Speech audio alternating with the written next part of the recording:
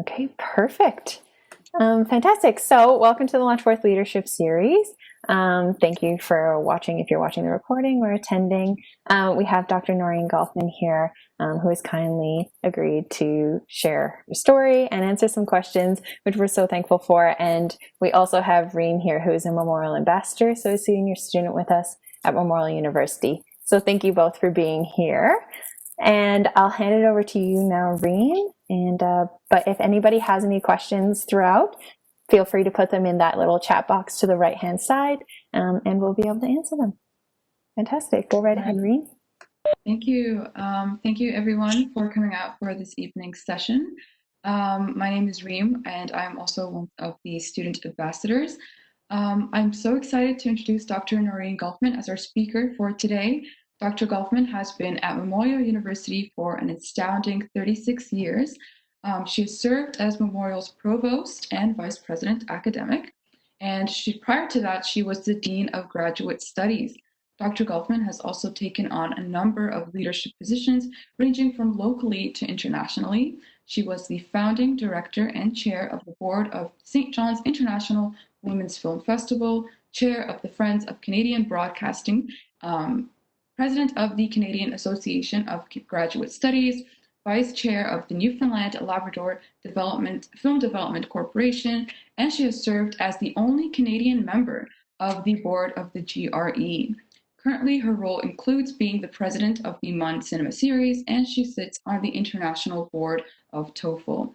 Dr. Golfman, I am so excited to be speaking with you today and learn more about your inspiring journey.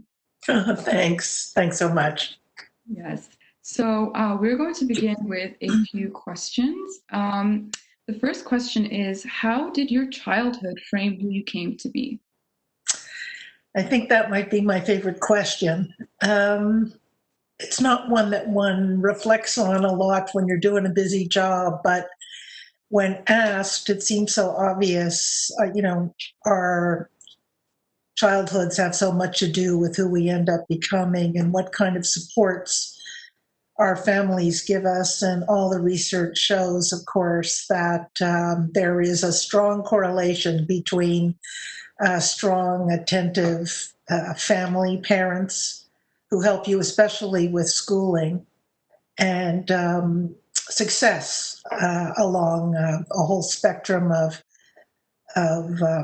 activities, including, of course, leadership. So I'm sort of a textbook example of that in some way. My parents were very, very encouraging. It helps being the older child. Older children get the first big, great wash of attention. And that certainly was true for me. And they both my parents were very intent on giving me the absolutely best opportunity that they could, despite financial restrictions. We were kind of a lower middle class family. I grew up in Montreal, and Montreal was also a kind of fortuitous place to be when I was growing up, probably still is. Bilingual, multicultural, kind of really emerging, especially in the 60s, as a cosmopolitan center, but also experiencing a lot of turmoil politically with the emergence, of course, of the Quiet Revolution and demand by Francophones to have more of a claim on political and economic and social well-being and authority. And so I was mired in all of that, and I think that helped my formation as well as part of my emerging adulthood. And my parents, used to talk a lot about politics at supper time and were very engaged in issues of social justice. So again, there's a kind of natural evolution, I guess, to my own interests. Not to say I didn't rebel against my parents, like any healthy child at some point, especially a young woman, bristling at some of the social constraints that are still with us today, but were even more apparent then. And I just was given a lot of support And it just says so much to the story of what happened to me. I think that they were always behind me, and I wish they were around today to be listening to this conversation. But I owe them everything. That is very inspiring, and I definitely agree with how the environment that you grow up in really kind of helps you develop not only yourself personally, but really leads to that professional development in the future as well. Okay, and so this is kind of branching off from the previous question, but as a child, what did you want to be when you grew up? I wanted to be a teacher. And so there are two. There's a kind of destiny that I imagined, however, very vaguely. I liked learning. I liked reading. I was, full head into literature, into storytelling from a very early age. My father taught me how to read, when I was even entering first grade, which at the time was considered kind of a, miraculous. I don't think there was anything particularly genius about it, except that, again, I had a parent who was intent on seeing me succeed scholastically. And I did love reading. I still do. And ended up, going into English literature in university. But the ambition, the aspirations, I think, for young women at the time in the 60s and 70s were fairly modest. And my grandmother, my father's mother, who as well was very supportive and interested in seeing me succeed, insisted every single time I visited her that my destiny was to be a teacher. So teacher meant probably in her mind, getting an education degree and teaching elementary or high school, nothing beyond that. Beyond that would have been inconceivable, I think, to her and to my parents at the time. But teacher, broadly speaking, I really never wavered from that. My father wanted me to be either a lawyer or the first female politician in the Canadian cabinet. Anyway, those things didn't happen, but I followed my passion, and that was reading and writing. Oh, wow, wonderful. So the next question asks, what does leadership mean to you? Yeah, that's such a big question, There's a lot one can say about it, and I find that reflecting on that question, it's really hard not to sound cliche about it. I think understanding what leadership is, especially when you're in leadership positions, is a constant work in progress, because you're being challenged all the time to think about the choices you make or the judgments or the way you consult or approach problem solving. And you're not always successful at it. So you're being tested all the time in leadership roles. I remember early on coming to an understanding as I was pursuing more and more leadership positions that there is a distinction between managing and leading. They're related, of course, but there is a significant difference. And I think the leadership part of it is something one grows into. Starts to feel more confident owning, whereas managing is something that, if you're a fairly organized person and you want to see things through to the end of something and you're task oriented and efficient, well, a lot of people can be good managers, not everybody. But if the leadership piece that complements that has to do with how you relate to other people in your work environment, how do you get people to see things creatively? How do you inspire people? How do you use your own creative energy to build teams and bring people along? And I think that's the way increasingly I came to appreciate the difference between management and leadership. And that's still very much the case today, I think. It's interesting because we can speak in platitudes about leadership, but we know it when we see it. You know it in people. A lot of my colleagues, we scan the Canadian leadership environment, and we can pick out like who's the president we really want to be, or who's the provost we really admire, or who's the dean who's got that leadership jelly, so to speak.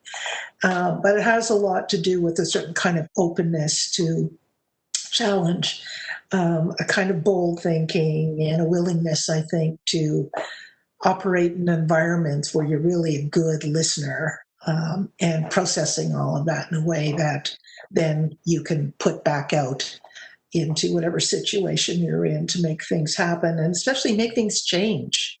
Make things change. Things can always be better, especially in university life. Right.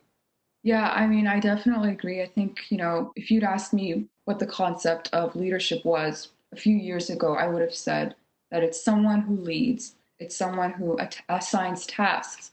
But I think over the years, as I've kind of taken on like more leadership positions, I've been exposed to my team members and how they kind of work with each other and how they work with myself and my supervisors.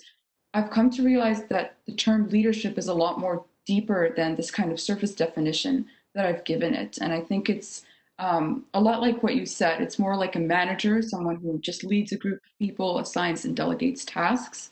And so like a leader, has a lot more different traits and characteristics that they would have to really take on to demonstrate true leadership. So yes, thank you for that. Who is your leadership role model? I was thinking about that. When I was growing up and as a teenager and young adult, there were not very many. In fact, there were so few examples of female leadership. So my role models tended to be, the strong teachers and profs in my environment. I remember both in public school, I remember, very, very strong teacher in 5th grade, and then another teacher in high school who during my 11th grade English class. And then in university, of course, you're drawn to some profs more than others. And in each of those cases, I thought very consciously to myself, I want to have the confidence that those people have, whether male or female, but especially the women who I was looking at thinking, wow, that amazing confidence that person has to be standing in front of the classroom and speaking so authoritatively about whatever it happened to be, Jane Austen's novels or current politics of the moment or history, and that ability to speak well, plainly, clearly, and get people excited about learning. Those were always my role models, and they remain so to this day. But it was a small cluster at the time. I think today younger women have a much more opportunity to model themselves after people in public life and professional life. I should add that there's one person in my life who I met when I was just a young professor through a national organization I've been part of. And she's, I'd say, about 8 or 9 years older than I am. She's still pretty active, a retired prof of English at Concordia University, a real character, New York born, a cross between Bette Midler and Julia Dreyfus or something like that. And I thought, she had a really fiery personality and always spoke up at meetings very forcefully. And so we got to be good friends. And I remember we were talking about leadership at dinner one night, and I asked her what she would advise about, my own career aspirations or my own journey. And woman to woman, she said to me, make the patriarchy work for you. And that falls in the, I guess, category of what advice has anybody given you, which might be one of your upcoming questions. But she definitely remains a role model. And I had to really think about that, but I'm reminded of that so much. And I've wrestled with that too. Like, why would you want to make it work for me? Why wouldn't you want to just smash the patriarchy?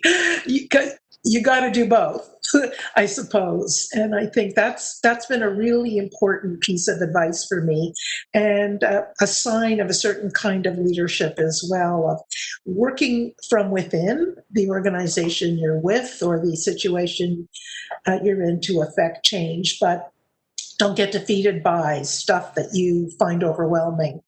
Work around it or through it or challenge it, or find a path. Find a path to assert yourself and make space and get done what you want to get done. Yes, I definitely agree. And I think it seems like I relate to it a lot in terms of there isn't just one specific individual who I kind of like define as a role model. It's different experiences I've had with a multitude of individuals who've kind of helped develop that overall kind of leader that I'd like to become as well. All right. So, what are important points in your leadership journey? You know, moments where a door opens and you decide to walk through it.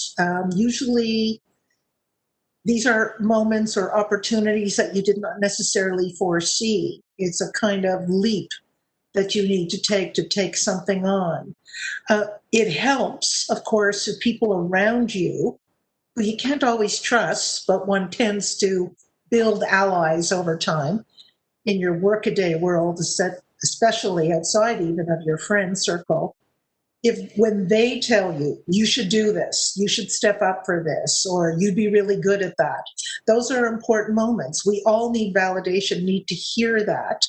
I didn't always listen to that advice, but largely I think those are the moments where somebody said, this is coming up, you really should think about it, until you start to think that way for yourself, and start owning those choices. The more confident and I guess the more mature in your own leadership development you are. Sometimes life just takes you by surprise and something happens. And as I say, an opportunity, space opens up, and that's when you kind of confront, do I want to do this? I was talking to a friend of mine. We've been thinking about working on a project about women in leadership, especially. And without giving away too much of what we're talking about, I think it's fair to say right now our working title for it is accidental leadership, because I think, like a lot of women, I didn't necessarily plot out the journey for myself to say, yeah, in 1 year I'm going to do this, and then I'm going to become a dean, and then I'm going to become a vice president. Doesn't work. It didn't work that way for me, and for most of the women I talked to, who are my peer group, tended to kind of approach those opportunities hesitantly, sometimes going around various circles before they decided to walk through those doors, so to speak. And that's a lot of what it's been like for me too. It wasn't always calculated, more about taking advantage of an opportunity that I had to convince myself I wanted to seize. And I think in every single occasion, even those that didn't work out exactly the way I had hoped, you learn something. You're pushing yourself forward in those moments, because standing still or spinning your wheels just didn't seem appropriate or healthy. Right. I mean, I definitely agree with, taking on new opportunities when presented. I think that's something I kind of also realized this year. When I'm presented with new opportunities, I would, kind of doubt myself and say, okay, should I really take this? Is this something that I want to be going ahead with? Or is it going to clash with the other things that I'm doing? And I think it allows you to kind of explore more of your community and what's around you and the different opportunities that are present. And it also like opens new doors for you as well. Yeah, the cliche is success breeds success. To put it a little more elegantly, I think it's just as you're journeying along a path, you take that experience that you've learned from, scar tissue and all, you build on it, you try and improve on it, improve on your skill set, improve on on your leadership talent or skills with these new opportunities that present themselves, so that you're always holding the view that you're getting better at it. One hopes that's what's happening. Otherwise, you're going in the wrong direction. Right, right. Okay, so I think I had this question that I'd really love to hear your opinion on. What do you believe are the most important attributes of successful leaders today? Um, I think listening, again, it's hard not to sound platitudinous about this, but there are a lot of people who really don't listen very well. I think you learn that, especially as a student, and a grad student, that, man, people like to hear themselves talk. They're not really listening to you. And it's really important to connect. Look, finally, it's all about how you're working with people. How are you making things better and moving things ahead in these big, clumsy post-secondary education institutions we work at that are so slow to change? Well, it's people driving those engines and getting them on side and building your allies, listening to what people uh, want, and or listening to them try and articulate their own desires and expectations and really attending to that. Um, there's a kind of distributive leadership model, I think, that increasingly I have found works best for me and works best for leadership in general. It's being as transparent as possible, sharing as much information as possible, not hoarding it, not forgetting that people don't always know what you know, letting people in all the time to what you're thinking and how you're shaping up your own decisions. Personally, it's always helped me to get advice from people to whom I've tried to listen very, very hard, because it gives me then the confidence to make the decision I inevitably have to make. So I don't feel like I'm just hanging out there to dry on my own, that it's been as shared as possible a decision, or to get to that moment where I'm weighing everything I've been listening to. The other piece, and I can't say this enough, if you don't have a sense of humor, you're going to be a lousy leader. You've got to have some perspective and some detachment. You might not be like Jerry Seinfeld or, Bette Midler, to go back to her again, but you've got to have some distance from yourself. You're taking what you're doing really seriously on the one hand, but you can't take yourself too seriously on the other. We live in our university settings in such privileged spaces. And if you forget that and forget the enormous advantage and opportunities unevenly, I would say, across the spectrum, not everybody's got the same advantages, but generally speaking, it's an environment that's very, very privileged compared to most of the planet. And you've got to be mindful of that all the time. That privilege that you have is pretty sacred and precious. And so being detached from your own, I would say, self-absorption is really important. And I think having a sense of humor, perspective, detachment, it's a really important part of leadership. It certainly has been for me. Deflating your own pomposity or whatever it is people project on you about the authority that goes with a leadership role. I've always tried to deflate that somewhat through being, I guess, as welcoming in the environment as possible, and being as direct as possible with what's happening, not being coy or withholding information. All of this is practiced. It's not like you're getting a manual that says, even though I'm talking as if it's a manual, it's the experience of doing it where, again, you're just constantly questioning yourself. Have I got that right? And most of the time, if you did get it right. You certainly know when you didn't get it right. People will tell you. Wonderful. And I definitely agree with, the listening aspect, having a sense of humor. This is all kind of part of also connecting with your team members, Yeah. which is, important once you have, a leadership position. All right, so I know you've kind of alluded to this earlier, but what is the best piece of advice that someone has ever given you? Well, let's just say my friend telling me to make the patriarchy work for me, that's for sure.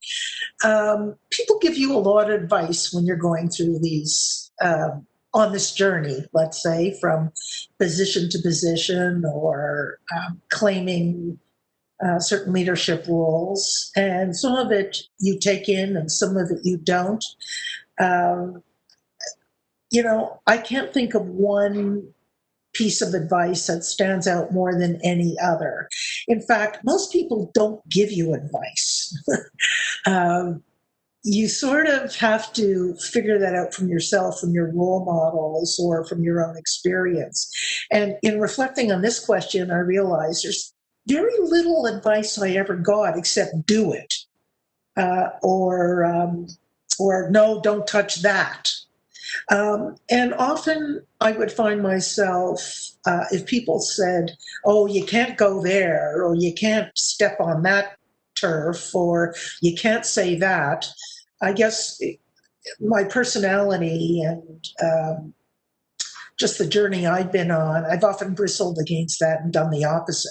Not sure that's the best advice, is to not listen to advice, but I've often told the story, and I told this story during my induction ceremony when I was first made provost. My husband was in the audience. It was at the big Arts and Culture Center in St. John's with 1,000 people in attendance after convocation. And I remember when I first went to my husband, and love of my life, I might add. But when I went to him and I said, there's an opportunity. People are asking me to pursue the Dean of Graduate Studies role, and should I do that? He said, nah, you don't want to do that. So I told that story, my lesson being, don't listen to everything, even those who you love more than anybody in the world tells you. You gotta listen to yourself about that. And I'm so glad I didn't listen to him, and he's actually glad today I didn't listen to him either. Well, yeah, I definitely agree. I mean, like, although others may give great advice, sometimes you yourself can give your own self great advice for your own being as well. So, a follow up to the previous question is, what piece of advice would you give to someone else? Well, it's easy to say follow your gut, follow your instincts, but instincts are honed as well, right? Intuition is sort of something you shape. You're given some raw material, but again, it's the experience that helps you to understand and respect that whole kind of reaction in the moment to things, or to your own thinking about a situation or a challenge. And I would say that's still true. You do have to listen to yourself, as we've just been saying, but it's I think absolutely true that most of us, with very few narcissistic exceptions, are insecure as we're going along these big journeys that we're taking, and are full of self-doubt. And so my advice, and I'm no different that way, my advice would be, not to let that defeat you, to kind of deal with that self-doubt, weigh it, think about it, talk to allies, try and see where that's coming from, and measure the degree to which it's real or justified to be having that kind of self-doubt. It's because good leadership does take confidence. And again, that's a practiced activity. And there's always that doubt, that imposter syndrome, or that kind of nagging sense of insecurity. It's just part of being human. I don't care who you are, as I say, except for the psychopaths who sometimes inhabit our world, or who are leaders. But for the most part, we are just very human about that, regardless of what people project on us about being confident or being, omniscient or all-knowing. We all share those attributes. And I think anybody who is along those paths of leadership or opportunity needs to fight the self-doubt, but in a way that respects it. Listen to yourself. and question where's that coming from, and why do you have it? It's totally human to have it, but not to be defeated by it, I think, is ultimately what will get you over it. Yeah, I've definitely been kind of, facing that this past year, of having this whole kind of like imposter syndrome, feeling Yeah. like you don't really deserve a particular position that you've been awarded or something. And so I guess one of the questions from the chat says, holding such strong leadership roles brings a lot of stress. So how do you maintain a positive well-being throughout all of this stress? Well, as I said, having a sense of humor, and again, not everybody has a sense of humor, but a certain detachment from it. Somebody once said to me, ask yourself as you're stressing, is it terminal? Like, get a little perspective, put it in perspective in the big picture. So that's always been something I tried to do, for sure. Work-life balance, really important. I tried to practice that as much as possible. Work hard, play hard, live large as possible. I'm like a lot of people I know, I'm a social animal. I like people. I really like people. I get my juice from people. I'm always curious about why introverts go into leadership positions, but that's a whole other subject. But yeah, getting your energy from people really helps it to alleviate some of the stress that you're in. Taking small victories throughout your day, just even intimate conversations with people in your world, supporting somebody else makes you feel really, really good when you're in a leadership position. Putting out as much as of a generous state of mind as possible, being open, all of that helps alleviate the real stress of hard roles, for sure. Running, being physically fit, having a good quality of life with a partner, even living on your own, your family, your friends, building those allies, all that's got to be part of a balanced life. And the older you get, the more important that becomes to you. Some things recede that seemed really important to you when you were younger, and other things become more and more important. And it's people. People are important. Serving whatever mission you're on, but respecting people while you're doing it. Right. Another question from the audience asks, given everyone looks up to you, do you feel any pressure to never make mistakes when you are in a leadership role? Yeah, that part of it really does suck, but there's nothing you can really do about it. I think the higher up the ladder, so to speak, and universities are very hierarchical. Sometimes it just blows my mind how vertical university life is, at least on the management side. It's like the armed forces or something. So, you've got to, I understand it keeps order in the environment on the one hand, but sometimes it's just really too restrictive. Doesn't allow you to traverse, various levels of social interaction. But yeah, that it's really hard. I think that's where where the self-doubt comes from, the anxiety. That can be paralyzing, absolutely paralyzing. And I have seen people in leadership positions who have been afraid to make a decision, and that's because they don't want to fail. And I think you've got to be willing to take a certain measure of risk and do finally what you think is right. Sometimes it won't be right. You'll know that in hindsight, but you've got to be willing to do that. I think generally we all get really impatient with people who can't make decisions, especially in our world. And so I've tried to avoid that. And, you kind of hold your breath, do the best you can, take that risk and make your judgment, or put something in place, or take the action. On balance, I'd say you end up with more successes than failures or errors. But I'd be naive or remiss if I didn't acknowledge that, no leader is perfect and is going to make perfect decisions all the time. But again, how are you managing that stress individually? So last thing I wanted to be was somebody who ran away from a challenge.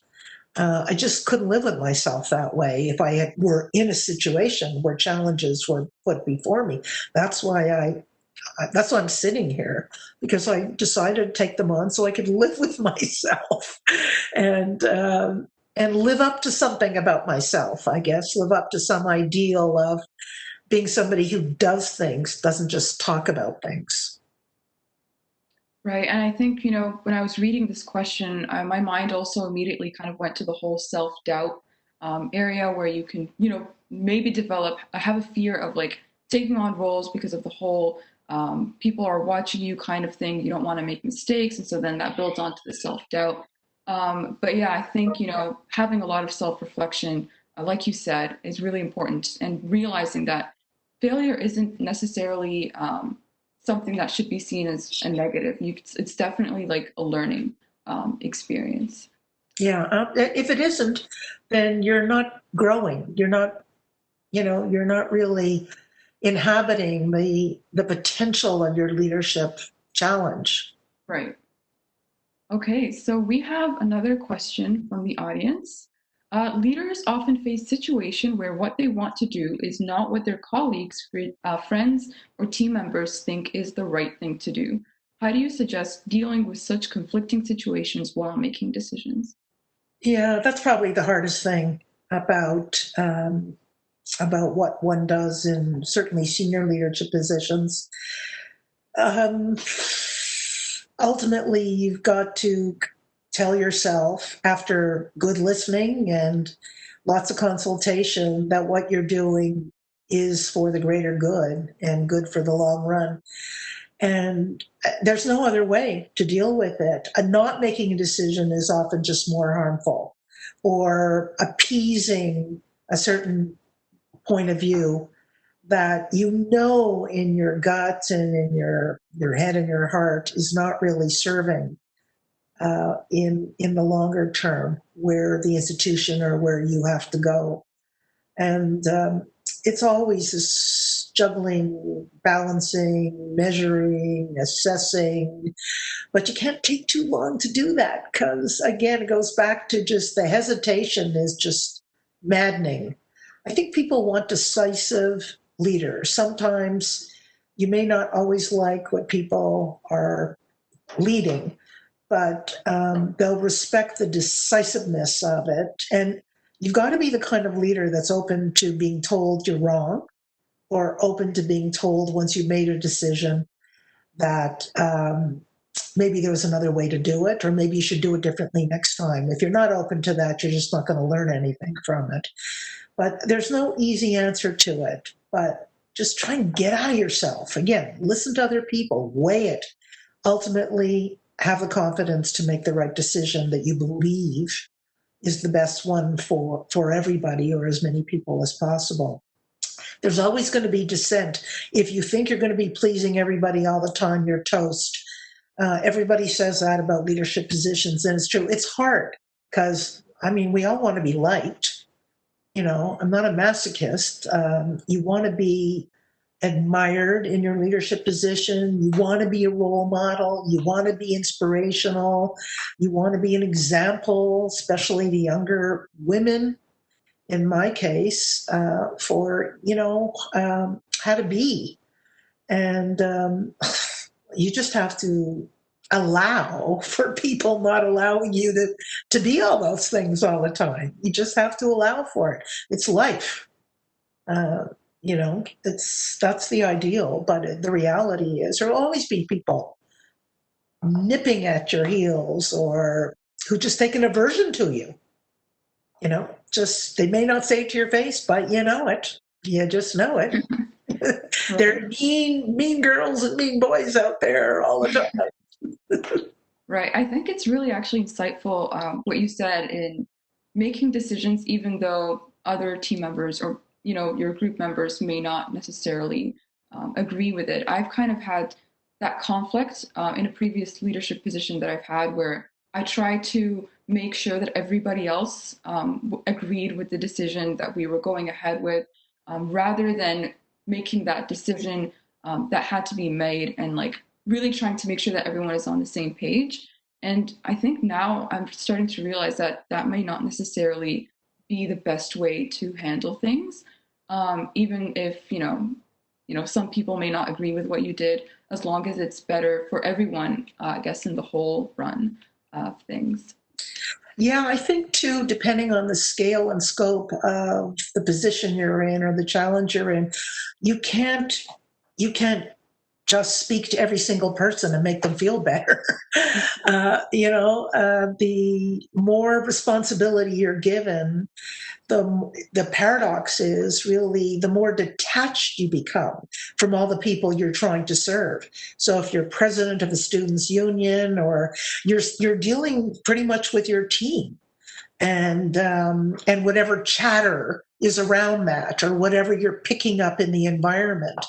But you've got to build your team and trust your team to be supporting you regardless, once you've respected their point of view and have tried to resolve or work through things with them. And as for the rest of the masses out there, well, you can only hope for the best and hope that that team and your own confidence in your decision is going to work for them. But you, as I say, you can get paralyzed worrying about whether everybody's going to like your decision. It just doesn't work that way in the real world, and you don't have time. You don't have time to know that. Yeah. Okay, so we have another question. How can your story inspire students to launch forth on their own leadership journey?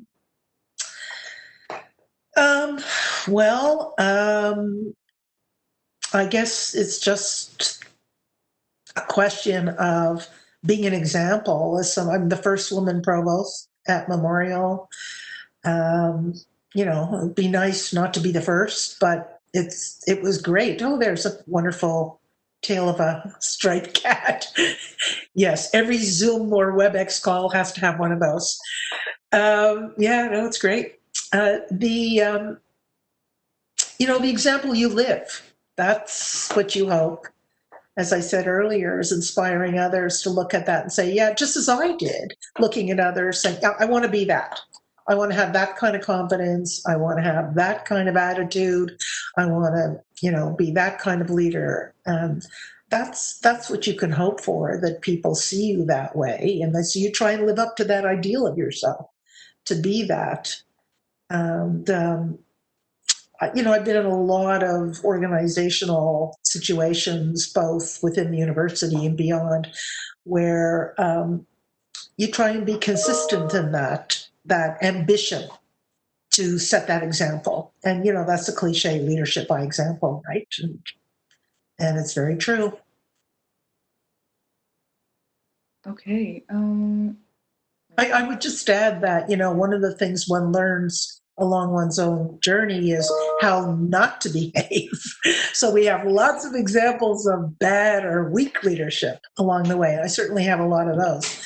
Those are the figures in your life or the leaders in your life who you say, I know that if I ever get into that position, I will never do that, because you know how much it doesn't work for you or doesn't work for others.